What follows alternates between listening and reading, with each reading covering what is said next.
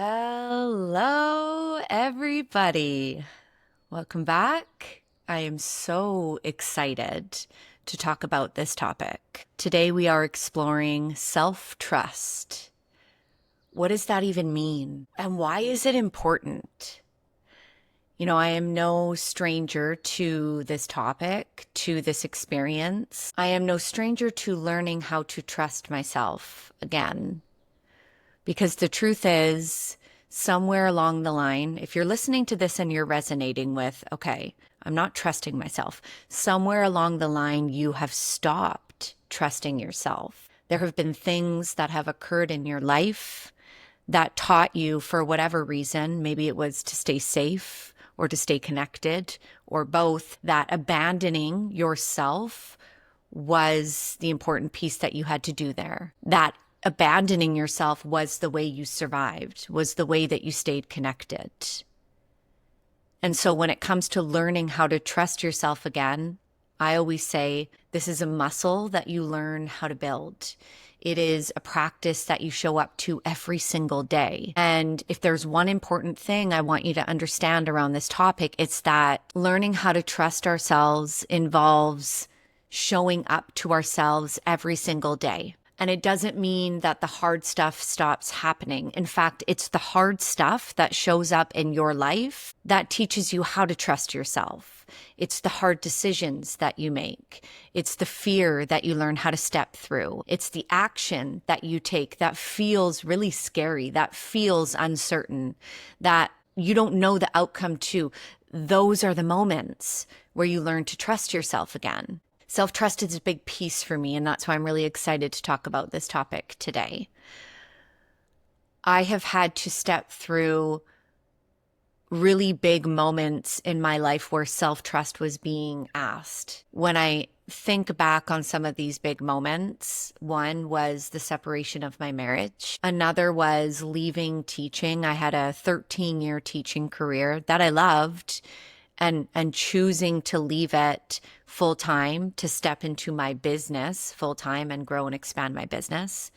A third key moment of self-trust was going on antidepressants after I became a single mom, and then coming off the antidepressants last year. When I explore each of these pieces, the thread through all of them was that the decision was one of uncertainty. They were decisions where I had to really be with the fear and sit with the different limiting beliefs that were showing up, move through my own deeper pain and trauma in order to be able to make the decision to move forward with that piece.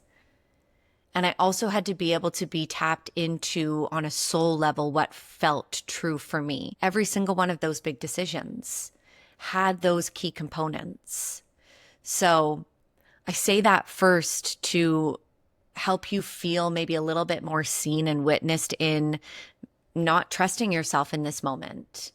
That's what it means to be human, because being human comes with the fears. It comes with the doubts. It comes with the moments of not believing in ourselves. It comes with wanting to control and feel safer in that control. Those are all our human parts. And boy, oh boy, have I been there through so much of that and continue to be, right? Because the process of expansion is also delayering the fear, the patterns that don't work for us anymore, that are safe and familiar, the limiting beliefs. All of that delayering is part of the expansion process. And so this self-trust it is a daily practice of grounding in and trusting what's there and taking action from a soul-aligned place and working with the resistance. So in today's episode, I'm going to cover a few different things. One, what does self-trust even mean? Two, how to know when you aren't trusting yourself. Often one of three things is occurring. And three, how do you begin to trust yourself on your path, or how do you deepen into greater self-trust within yourself? So what does it mean to trust yourself? For me, this is being tapped into an energy within myself that feels grounded, rooted, open, expansive. I feel this anchored feeling, while also this unlimited potential in whatever that piece is. To trust yourself means to be able to work through resistance that shows up, that's the human, and continue to walk the path of the soul. To trust yourself means being able to discern between the fear and the intuition that's showing up. To trust yourself means recognizing, and I said this, and I'll say it again, it's so important, recognizing that the hard stuff is supposed to be there. That's for your expansion. And it's what you're doing with that and how you're supporting yourself through it. That is the trust piece. It's not the absence of the things. It's being able to be in it, be with it, and move through it on the soul-aligned path. Self-trust is a process of connecting within yourself, feeling and attuning to what's showing up, trusting and honoring what's showing up, and moving forward in a deeper soul-aligned energy. And so when you're not trusting yourself, here are the three things that could be occurring. It might be one, it could be all three.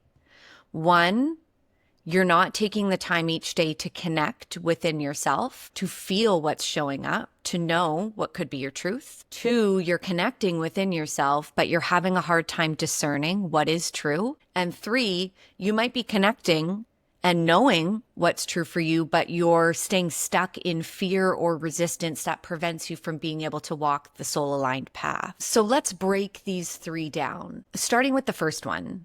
Why is this occurring? If you aren't connecting within yourself, why is this piece occurring? So often it can be around this piece of being too busy. You could be packing your schedule so busy that you're not actually allowing time and space to drop in.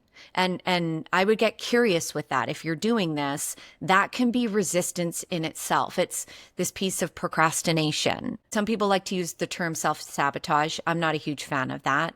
I believe that whenever there is resistance showing up, that is a part of us that doesn't feel like that piece is safe. So if you're too busy, there could be a part of you that's like, well, if we slow down, that feels scary. If we slow down, what could be there? And so it's about learning how to even work with that part of you that might have resistance to slowing down. So you could just be too busy. And so you need to take out some pieces from your schedule to have that time and space carved out to be able to drop in. There could be this aspect of being too dysregulated when you do have time or space to connect. So let's say you do have some time and space and it's the end of the night. Maybe you want to doom scroll on your phone. Very human. Maybe you want to binge TV. Maybe you want to have some drinks to decompress. Again, there's no judgment here, but I would get curious with if you're that tired or that exhausted, that is an indicator in itself that there's too much. And what do you need to be giving yourself? What do you need to be prioritizing? Or if you're looking at, I always say, like, what's the intention with alcohol or substances? Is it to help you connect deeper? Or is there an intention of openness there? Or is it to resist, numb, escape? So getting clear on the intention behind the substance use. There's also this aspect here of if you're too busy. So let's say you're not carving out the time to connect. If you're too busy, are you putting everybody else's needs ahead of your own? The kids, partner, family, friends, work. And what's the story there? Is there this piece around, well, if I create this time for myself to be in just my energy, am I selfish? Am I telling myself I'm selfish? Right? So getting clear on the story that you're telling yourself around even being able to carve out that time is really important. And then there's this piece around, okay, let's say you're carving out the time, you're connecting within, but then you're like, well, I can't tell the difference between the fear and the intuition that's showing up. This is really common. And this is where I say the connection within our body is so important because our intuition is felt, it's not thought. Being able to tell the difference between your intuition and your fear is so key. And so you might be able to carve out the time and space, but then you're confused what is true, what isn't. So starting to get curious with the energy here. Often our fear, our ego will show up in a quicker, more frantic way. If your ego is telling you to do something, there might be a pressure on time. Often our ego shows up in the head, in the mind, or it can feel more disconnected. Your intuition, on the other hand, often intuition can be quieter. sometimes a whisper, a gentle nudge, telling you to do something, inviting you to do something. Maybe not telling you, inviting you, because the intuition, there is no time involved. And that's how you'll know as well. The intuition will continue to show up in a very gentle way, nudging you to look at this piece, nudging you to feel into this piece, nudging you to do that thing. But there won't be this force from your intuition. And here's the other important thing to note. If you're creating the space and time, but you're having a hard time discerning what's true, if you are in a dysregulated energy, if your nervous system is dysregulated, so you're either in fight, flight, or you're in freeze, fawn, your channel will be closed off, because when we're dysregulated, we're in a contracted state. We're in fear, right? Often when we're in a contracted state, there might be trauma involved, old trauma that's showing up. This is our triggers. And so it's also really important that when you're learning how to connect, you're regulating your energy. You're doing something before maybe you're trying to open up to receive. You're doing something to bring yourself to a regulated space. Because when your channel is regulated, this is why the nervous system plays such an important part when it comes to our intuitive connection. When we are regulated, our channel is open and we are receiving. Think about that. Those moments when you've received something, oftentimes people will say, well, I received it when I wasn't expecting it.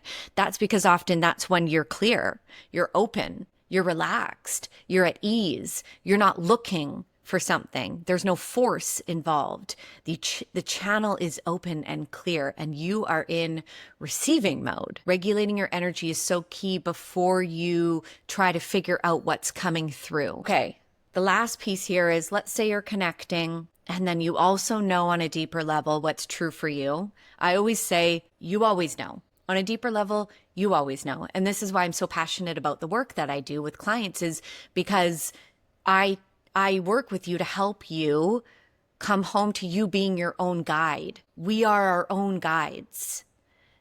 All of these other pieces, cards, the Akashic records, spirit, your spirit guides, angels, signs from spirit, numbers, synchronicities. These are all tools, external mirrors in a sense, that bring you home deeper to your truth, but you always know. And so the last piece that can be occurring is you might be connecting and then you know what's true for you, but you're stuck and you're not able to take that action. Why does this occur? When we're stuck in resistance, it's because there will be old stuff showing up, old patterns, old pain, stuck energy, and your fear, your limiting beliefs are getting in the way from you being able to move forward with that piece. I actually did a really cool piece of content around this the other day.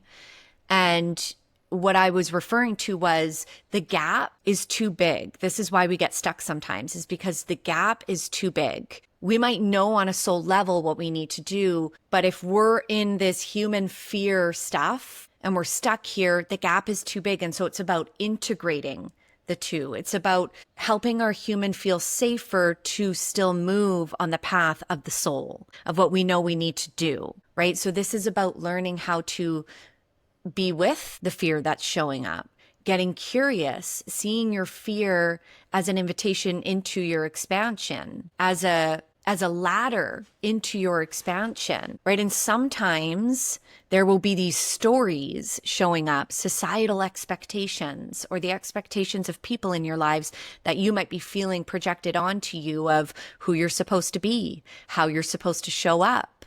Recognizing that whatever that external piece is actually a mirror for you.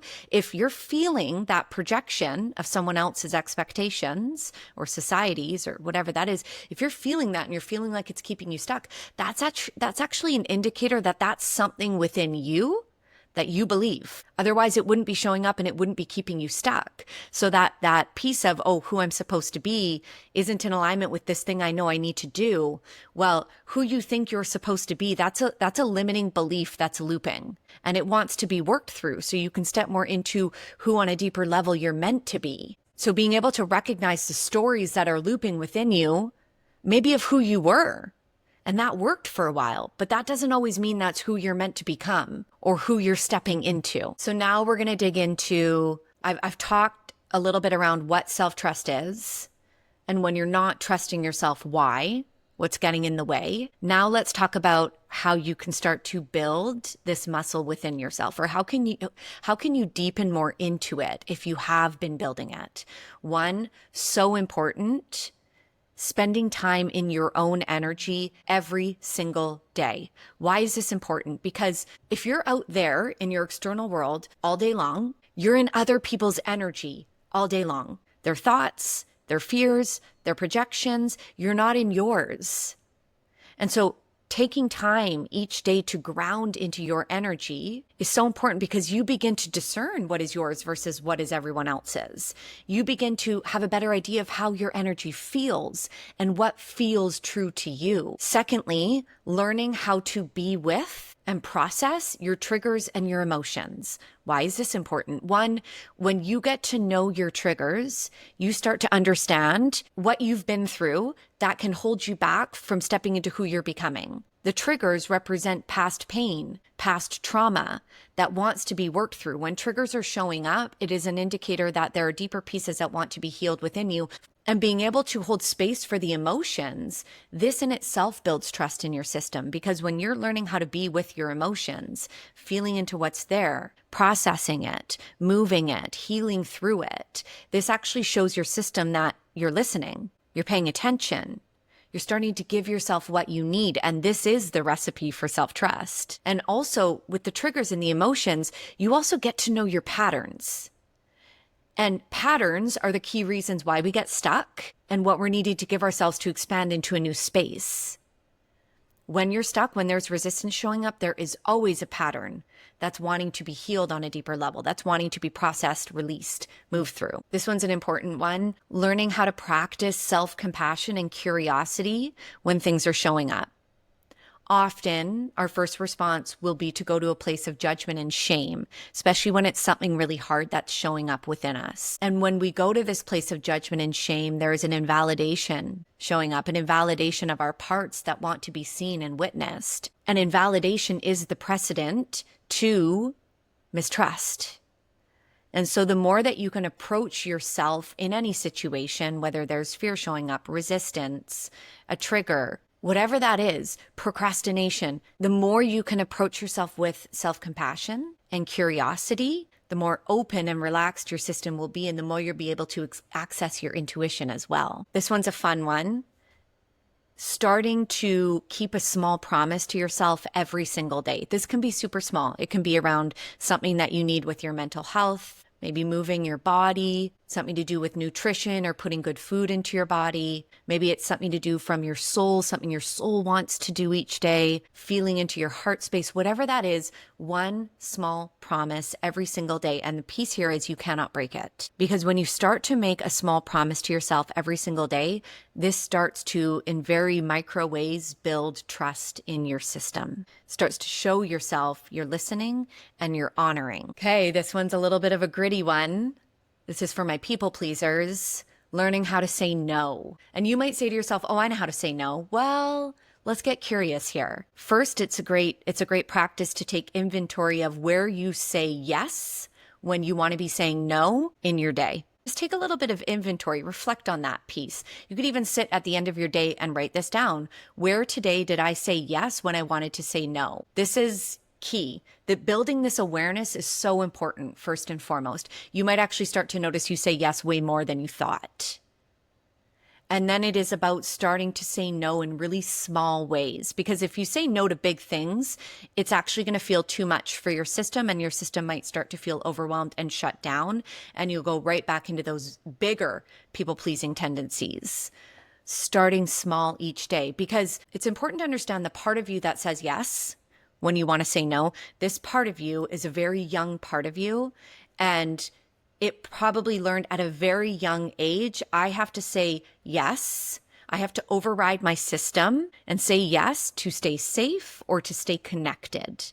And so it is a protective mechanism that has kept you safe all along. But when we're stepping on our soul-aligned path, we have to learn how to be able to say no.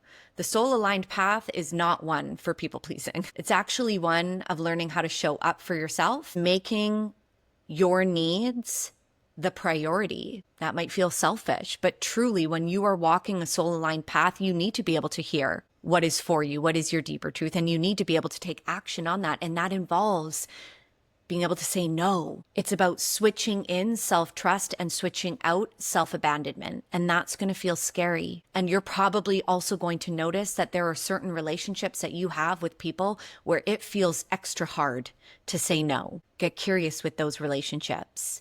That's where the self-trust is found. That's where the freedom is found. Lastly, beginning to take action from a soul-aligned place. And again, there is a theme here of starting small. Small decisions, small steps. And when it comes to a soul-aligned action, you're going to know how this feels. There's probably going to be some fear involved. So just take note of that. Don't expect it to just feel completely open and free. Often the things that allow us to feel the freest are also going to involve the greatest fear. I'll say that again. Often the pieces that allow us to feel the most freedom within ourselves are going to involve the greatest fear. That's where our expansion is. And so starting small, doing something each day for yourself, and maybe you already do, so adding on, bringing in another thing, bringing in more, the things that bring you passion, that get you excited, that feel grounded, rooted, connected, true, open, starting to do more of this each day, starting to bring more of this into your life in different ways. This is the path of the soul. Okay, my friends, that is it. I have loved talking about this topic. I hope that it can help you as much as some of these pieces have helped me on my path. These are pieces that I practice every single day. And I also want to say the hard stuff continues to show up for me every single day. This is the path of expansion. And so I really hope that one of the biggest pieces you can take away from this is that the hard stuff is still going to be there, right? Walking the path of self-trust, the soul-aligned path of expansion, of fulfillment, involves learning how to build this muscle within you. And we build this muscle in the contrast. We build this muscle through learning how to step through the fear in a grounded, rooted, connected energy within ourselves. If you need more help with this, I am here. Do not hesitate to reach out. And please, if you found this to be helpful, send it. Send it to someone you know that it could help, where you can see them struggling in trusting themselves, where you can see them struggling in making a decision, where you can see them struggling in stepping into their soul-aligned path. Send it. Because the more people that you send it to, the more we can get this out to those who need it the most. Trust that nudge within you if you feel like it could help someone, and send it. I hope you have such a beautiful day. I love you.